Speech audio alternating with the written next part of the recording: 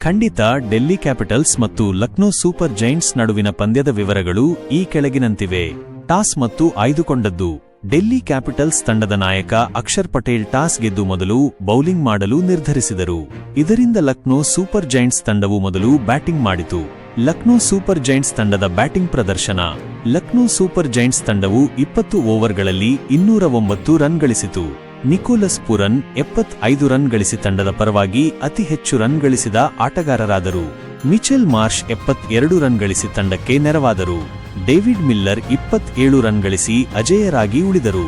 Delhi capitals ತಂಡದ ಆರಂಭಿಕ ಆಘಾತಗಳು.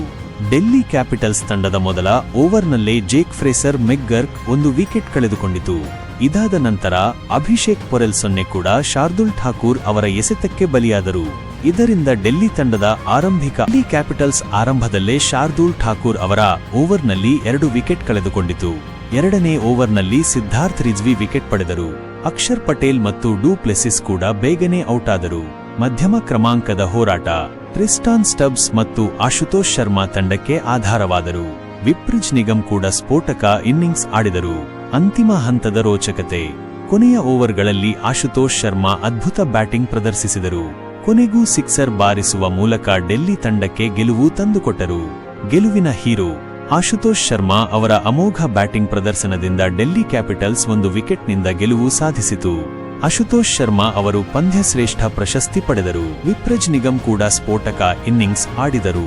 ಪ್ರಮುಖ ಬೆಳವಣಿಗೆಗಳು. ಡೆಲ್ಲಿ ಕ್ಯಾಪಿಟಲ್ಸ್ನ 6ನೇ ವಿಕೆಟ್ ಪತನವಾಯಿತು. ಟ್ರಿಸ್ಟಾನ್ ಸ್ಟಬ್ಸ್ ಬೌಲ್ಡ್ ಆದರು. ಸಿದ್ಧಾರ್ಥ್ ವಿಕೆಟ್ ಪಡೆದರು.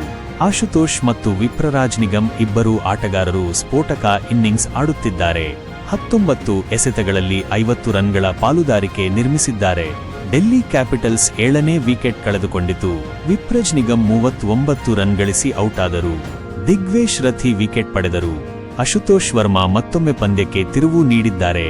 ರವಿ ಬಿಷ್ಣೋಯ್ ಅವರ ಓವರ್ನಲ್ಲಿ 2 ಸಿಕ್ಸರ್ ಸಹಿತ 17 ರನ್ ಗಳಿಸಿದರು. 19ನೇ ಓವರ್ನಲ್ಲಿ ಆಶುತೋಷ್ ವರ್ಮಾ 1 ಸಿಕ್ಸರ್ ಮತ್ತು 1 ಬೌಂಡರಿ ಬಾರಿಸಿದರು.